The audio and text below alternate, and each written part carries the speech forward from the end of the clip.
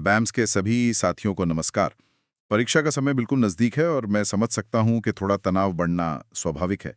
लेकिन याद रखिए, हर चुनौती अपनी काबिलियत साबित करने का एक मौका होती है। आज हम एक ऐसे विषय की गहराई में उतरेंगे जो आयुर्वेद की एकदम नींव है। आयुर्वेदावतरण मतलब आयुर्वेद की उत्पत्ति कैसे हुई, उसकी दिव्य परंपरा क्या है, और ये भी जानेंगे कि हमारे प्राचीन ग्रंथों जैसे वेद, उपनिषद और पुराणों में इस जीवन के विज्ञान का जिक्र कहाँ-कहाँ मिलता है। ये टॉपिक ना सिर्फ पहले साल के लिए बल्कि आयुर्वेद की आत्मा को समझने के लिए भी बहुत जरूरी है। बिल्कुल। और आज हमारे पास जो स्रोत हैं वो भी कई तरह के हैं। मतलब शास्त्रीय ग्रंथों के कुछ अंश हैं, कुछ एकेडमिक प्रकाशन हैं और कुछ संक्षिप्त नोट्स भी हैं। तो आज की चर्चा का मकसद सिर्फ जानकारी देना नहीं है, बल्कि उसे एक कहानी की तरह पिरोना है। हम ये समझने की कोशिश करेंगे कि आयुर्वेद का ज्ञान स्वर्ग से पृथ्वी तक कैसे पहुंचा, इसे कैसे व्यवस्थित किया गया और सबसे जरूरी, ये आज भी इतना प्रासंगिक क्यों है। हम सिर्फ क्या पर नहीं बल्कि क्यों और कैसे पर भी गौर करेंगे। बहुत बढ़िया। तो चलिए फिर शुरू करते हैं एकदम शुरुआती बिंदु से। आयुर्वेद की शुरुआत हुई कहाँ से? अक्सर ये कहा जाता है कि इसकी उत्पत्ति दिव्य है। इस शब्द का मतलब क्या है? क्या ये सिर्फ एक पौराणिक कहानी है या इसका कोई गहरा दार्शनिक मतलब भी है? ये बहुत अच्छा सवाल है। देखिए, जब हम कहते हैं दिव्य उत्पत्ति, तो इसका मतलब है कि ये ज्ञान मनुष्य ने नहीं बनाया। इसे सृष्टि की चेतना का एक हिस्सा माना गया, जिसे सबसे पहले समझा और कह सकते हैं कि संकलित किया गया। हमारे पारंपरिक ग्रंथों के अनुसार, खासकर चरक संहिता में, इस ज्ञान का सबसे पहला स्रोत स्वयं सृष्टि के रचयिता ब्रह्मा को माना जाता है। ब्रह्मा को? हाँ, ब्रह्मा को। और जरा सोचिए, उन्होंने 1,00,000 श्लोकों और 1,000 अध्यायों वाले एक बहुत बड़े आयुर्वेद ग्रंथ की रचना की थी, जिसे ब्रह्म संहिता कहा गया। ये ज्ञान इतना विशाल था कि इसे एक इंसान के लिए एक बार में समझना लगभग नामुमकिन था। 1,00,000 श्लोक, ये तो वाकई में अकल्पनीय है। तो फिर ये ज्ञान आगे कैसे बढ़ा? मतलब इसे हम जैसे मनुष्यों के समझने लायक कैसे बनाया गया? यहीं पर ज्ञान के हस्तांतरण की एक बहुत ही खूबसूरत परंपरा शुरू होती है। ब्रह्मा ने इस ज्ञान का जो सार था, वो सबसे पहले अपने मानस पुत्र दक्ष प्रजापति को दिया। फिर दक्ष प्रजापति ने इसे अश्विनी कुमारों को सिखाया। अश्विनी कुमार? हाँ, अश्विनी कुमारों को देवताओं का चिकित्सक मतलब डिवाइन फिजिशियंस कहा जाता था। वे अपनी चमत्कारी चिकित्सा के लिए बहुत प्रसिद्ध थे। फिर अश्विनी कुमारों से ये ज्ञान देवराज इंद्र ने प्राप्त किया। अच्छा। तो ये जो क्रम है, ब्रह्मा, फिर दक्ष प्रजापति, फिर अश्विनी कुमार और फिर इंद्र, ये है ज्ञान की दिव्य परंपरा। ये वो हिस्सा है जो स्वर्ग तक, या कहिए कि एक उच्चतर चेतना के स्तर तक ही सीमित था। और अश्विनी कुमारों की चिकित्सा का एक बहुत मशहूर उदाहरण भी तो है, मेरे ख्याल से च्यवन ऋषि की कथा। आपने बिल्कुल सही याद दिलाया। ये एक बहुत ही रोचक कहानी है जो आयुर्वेद की कायाकल्प शक्ति को दिखाती है। जब च्यवन ऋषि तपस्या करते करते बहुत बूढ़े और कमजोर हो गए, तो अश्विनी कुमारों ने उन्हें अपनी एक विशेष रसायन चिकित्सा दी। रसायन चिकित्सा? हाँ, और उससे उन्हें फिर से युवा बना दिया। आज जिसे हम रिजुविनेशन थेरेपी कहते हैं, ये शायद उसकी सबसे पहली और सबसे शक्तिशाली मिसाल है। ये दिखाता है कि आयुर्वेद सिर्फ बीमारियों का इलाज नहीं, बल्कि स्वास्थ्य और यौवन को बनाए रखने का भी विज्ञान है। ये तो अद्भुत है। तो अब सवाल ये उठता है कि ये शक्तिशाली ज्ञान जो देवताओं तक ही था, वो हम मनुष्यों तक कैसे पहुंचा? पृथ्वी पर इसकी जरूरत क्यों पड़ी? ग्रंथों में वर्णन है कि एक समय पृथ्वी पर तरह तरह के रोग फैलने लगे, जैसे ज्वर, शोष, उन्माद। मानवता बहुत पीड़ित थी। लोगों की उम्र कम हो रही थी। वो तप, व्रत, इन सब नियमों का पालन नहीं कर पा रहे थे। तब मानवता की भलाई के लिए बड़े बड़े ऋषि मुनियों ने हिमालय पर एक सभा की। और उस सभा में ये तय हुआ कि कोई इंद्र के पास जाए और इस ज्ञान को पृथ्वी पर लाए। इस महान काम के लिए ऋषि भरद्वाज ने कहा कि वो जाएंगे। वो इंद्र के पास गए और उनसे आयुर्वेद का पूरा ज्ञान प्राप्त किया। इस तरह ऋषि भरद्वाज वो पहले व्यक्ति बने जो इस दिव्य ज्ञान को पृथ्वी पर लाए। तो ये था ज्ञान के अवतरण का टर्निंग पॉइंट। मतलब इंद्र से भरद्वाज तक की यात्रा ने आयुर्वेद को मनुष्यों के लिए सुलभ बना दिया। हाँ, और एग्जाम पॉइंट ऑफ व्यू से ये क्रम बहुत जरूरी है। इसको ध्यान से समझो। ब्रह्मा, दक्ष प्रजापति, अश्विनी कुमार, इंद्र और फिर ऋषि भरद्वाज। ये सवाल अक्सर पूछा जाता है। ये सिर्फ नाम याद रखना नहीं है, ये ज्ञान की पूरी यात्रा को समझना है। कैसे ब्रह्मांडीय चेतना से ज्ञान मानवता के कल्याण के लिए पृथ्वी पर उतरा। ठीक है, तो अब ज्ञान पृथ्वी पर आ चुका है। ऋषि भरद्वाज के पास ये असीम ज्ञान है। अब इसे कैसे व्यवस्थित किया गया? क्या एक ही व्यक्ति के लिए इसे संभालना और फैलाना संभव था? नहीं, बिल्कुल नहीं। ऋषि भरद्वाज ने इस ज्ञान को दूसरे ऋषियों को सिखाया, जिनमें पुनर्वसु आत्रेय सबसे प्रमुख थे। और यहाँ से आयुर्वेद के विकास का एक बहुत ही लॉजिकल और संगठित चरण शुरू होता है। ज्ञान को दो मुख्य शाखाओं या कह सकते हैं कि दो स्कूल ऑफ थॉट में बांटा गया। दो शाखाएं, इसका मतलब है कि ज्ञान को स्पेशलाइजेशन के आधार पर बांटा गया होगा। जैसे आज मेडिसिन और सर्जरी अलग-अलग हैं, कुछ वैसा ही। आप बिल्कुल सही दिशा में सोच रहे हैं, एकदम वैसा ही। पहली और प्रमुख शाखा थी आत्रेय संप्रदाय। ये शाखा काय चिकित्सा पर केंद्रित थी। काय चिकित्सा मतलब इंटरनल मेडिसिन, शरीर के भीतरी रोगों का निदान और उपचार। पुनर्वसु आत्रेय इसके प्रणेता थे और उनके 6 प्रमुख शिष्य थे: अग्निवेश, भेल, जतुकर्ण, पराशर, हारित और क्षारपाणी। इन सब में अग्निवेश सबसे प्रतिभाशाली माने जाते थे। उन्होंने अपने गुरु के उपदेशों को इकट्ठा करके अग्निवेश तंत्र नाम का एक ग्रंथ लिखा। अग्निवेश तंत्र? जी, और यही अग्निवेश तंत्र आगे चलकर महर्षि चरक द्वारा संशोधित हुआ और आज चरक संहिता के रूप में प्रसिद्ध है, जो आज काय चिकित्सा का सबसे प्रामाणिक ग्रंथ माना जाता है। तो चरक संहिता का मूल अग्निवेश तंत्र है। ये एक बहुत जरूरी जानकारी है। और अगर पहली शाखा काय चिकित्सा की थी, तो मेरा अंदाजा है कि दूसरी शाखा शल्यकर्म या सर्जरी से जुड़ी होगी, क्योंकि उस युग में युद्ध, दुर्घटनाएं, ये सब भी तो जीवन का हिस्सा थे। आपका अंदाजा एकदम सटीक है। दूसरी शाखा धान्वंतरी संप्रदाय के नाम से जानी जाती है और ये मुख्य रूप से शल्य चिकित्सा मतलब सर्जरी पर केंद्रित थी। इसके प्रणेता थे काशी के राजा दिवोदास धन्वंतरी।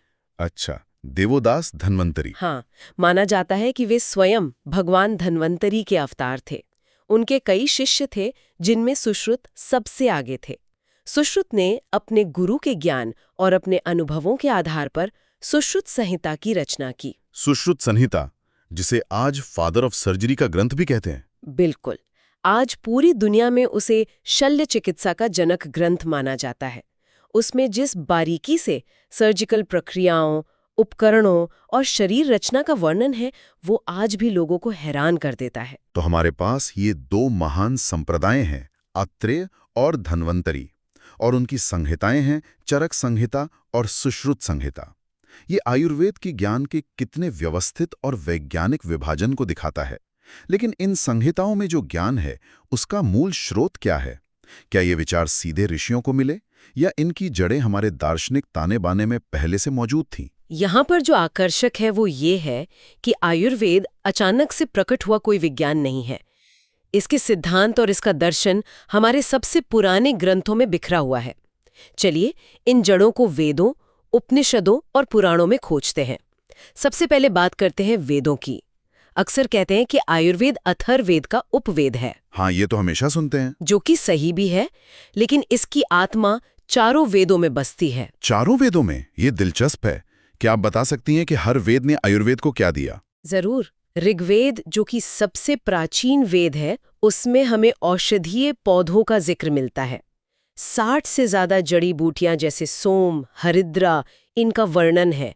दिव्य चिकित्सकों, अश्विनी कुमारों की प्रार्थनाएं हैं और सबसे जरूरी ओजस की अवधारणा। ओजस मतलब वाइटल एनर्जी या इम्यूनिटी? बिल्कुल, उसकी पहली झलक हमें ऋग्वेद में ही मिलती है। ठीक है, तो ऋग्वेद ने हमें द्रव्य गुण और इम्यूनिटी का आधार दिया। फिर यजुर्वेद और सामवेद का क्या योगदान है? यजुर्वेद में यज्ञ और अनुष्ठानों का जिक्र है, लेकिन साथ ही इसमें शरीर रचना से जुड़े विचार भी हैं। जैसे पंच महाभूत का सिद्धांत कि हमारा शरीर पृथ्वी, जल, अग्नि, वायु और आकाश, इन 5 तत्वों से बना है। इसकी जड़ें यजुर्वेद में मिलती हैं। ये आयुर्वेद के शरीर क्रिया विज्ञान का बेस है।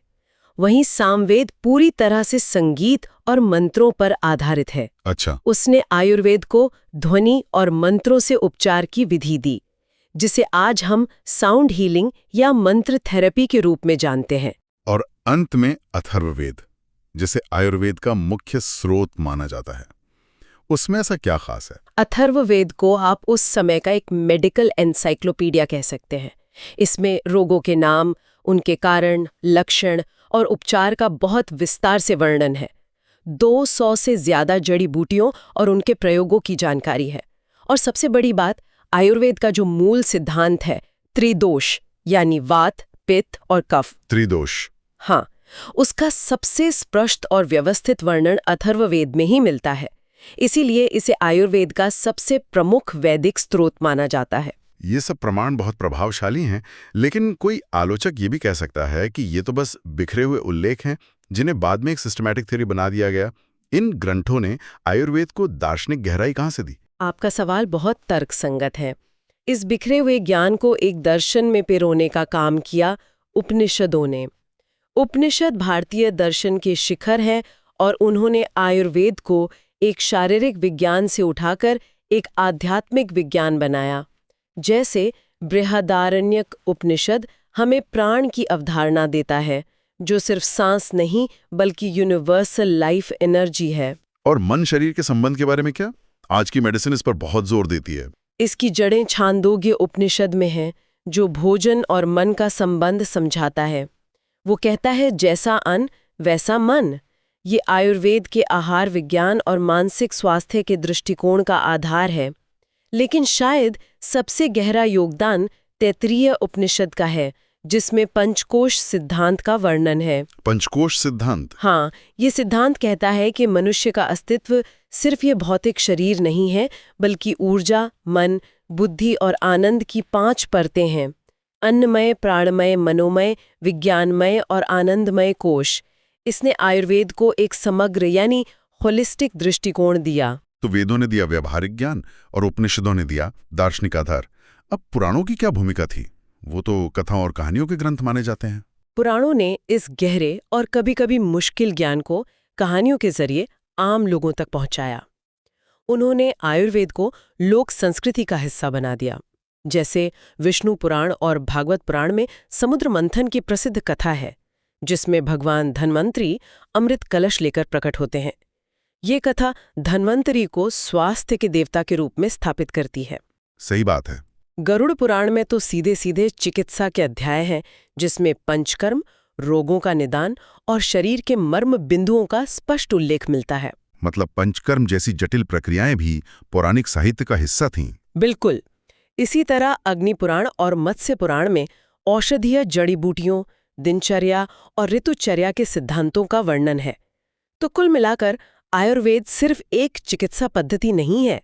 ये वैदिक ज्ञान, उपनिषदों के दर्शन और पुराणों की लोक परंपरा का एक मिला जुला संगम है। ये पूरी यात्रा वाकई अद्भुत है। ज्ञान का दिव्य अवतरण, फिर उसका 2 धाराओं में बंटना और फिर ये देखना कि उसकी जड़ें हमारे पूरे साहित्य में कितनी गहरी हैं। लेकिन ये ज्ञान एक पीढ़ी से दूसरी पीढ़ी तक पहुंचा कैसे? क्या ये सिर्फ इन संहिताओं को लिखने तक ही सीमित था? नहीं, माध्यम इससे कहीं ज्यादा जीवंत और गहरा था, और वो थी गुरु शिष्य परंपरा। ये आयुर्वेद शिक्षा की आत्मा थी। ये आज की तरह का क्लासरूम टीचिंग नहीं था। ये सिर्फ जानकारी देना नहीं था, बल्कि शिष्य का नैतिक, आध्यात्मिक और अनुभवात्मक विकास करना था। जरा सोचिए, ज्ञान का हस्तांतरण एक जीवित प्रक्रिया थी। तो ये परंपरा काम कैसे करती थी?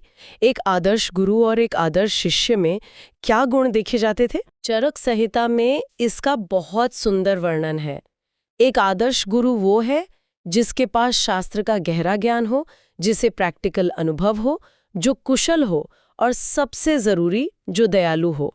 वहीं एक आदर्श शिष्य वो है जो विनम्र हो, जिसमें सीखने की तीव्र इच्छा हो और जिसका मन शुद्ध हो। यह रिश्ता आपसी विश्वास और सम्मान पर आधारित था, और ज्ञान मुख्य रूप से मौखिक परंपरा यानी श्रुति परंपरा से दिया जाता था। श्रुति परंपरा? हाँ, मतलब सुनकर। गुरु अपने शिष्य को सालों तक अपने साथ रखकर अवलोकन और अभ्यास के माध्यम से सिखाते थे। इसका मतलब है कि प्रैक्टिकल नॉलेज पर सबसे ज्यादा जोर था। निश्चित रूप से शिष्य गुरु को मरीजों की जांच करते, औषधि बनाते और उपचार करते हुए देखता था। वो जड़ी बूटियों को पहचानने के लिए उनके साथ जंगलों में जाता था। ये गहरा व्यक्तिगत रिश्ता था जो ये सुनिश्चित करता था कि ज्ञान का सार सुरक्षित रहे, जो सिर्फ किताबों में नहीं समा सकता। ये परंपरा सुनिश्चित करती थी कि आयुर्वेद का ज्ञान शुद्ध और प्रामाणिक बना रहे। आज की हमारी इस चर्चा का सार ये है कि आयुर्वेद की उत्पत्ति दिव्य है, जिसका प्रवाह ब्रह्मा से लेकर ऋषि भरद्वाज तक हुआ। पृथ्वी पर आने के बाद ये ज्ञान 2 तार्किक संप्रदायों में संगठित हुआ, आत्रेय यानी काय चिकित्सा और धन्वंतरी यानी शल्य चिकित्सा। और इस पूरे ज्ञान का आधार हमारे शास्त्रीय ग्रंथ हैं, वेद, उपनिषद और पुराण। और इस सब को जीवित रखने वाली शक्ति थी गुरु शिष्य परंपरा। इसको याद रखने का सिंपल ट्रिक यह है कि आयुर्वेद का ज्ञान दिव्य है, इसका संगठन तार्किक है और इसका आधार शास्त्रीय है। आपने इसे बहुत अच्छे से संक्षेप में प्रस्तुत किया है और यह हमें एक विचारणीय प्रश्न पर लाकर छोड़ता है। आज के दौर में जब चिकित्सा का क्षेत्र इतना तकनीकी हो गया है, आयुर्वेद की यह प्राचीन गुरु शिष्य परंपरा हमें क्या सिखा सकती है? क्या नैतिकता, सहानुभूति और रोगी के प्रति व्यक्तिगत समर्पण पर आधारित यह प्राचीन शिक्षण पद्धति आज की मेडिकल एजुकेशन को और ज्यादा मानवीय बना सकती है? ये एक बहुत गहरा सवाल है जिस पर हर भावी वैद्य को सोचना चाहिए। इस ज्ञान को सिर्फ परीक्षा पास करने के लिए मत समझिए, ये भारत की विरासत है। जब आप आयुर्वेद पढ़ते हैं तो आप हजारों वर्षों की बुद्धिमत्ता से जुड़ते हैं। पूरे दिल से पढ़ें और इस विज्ञान के सच्चे वाहक बने। आपकी परीक्षाओं के लिए बहुत बहुत शुभकामनाएं। All the best.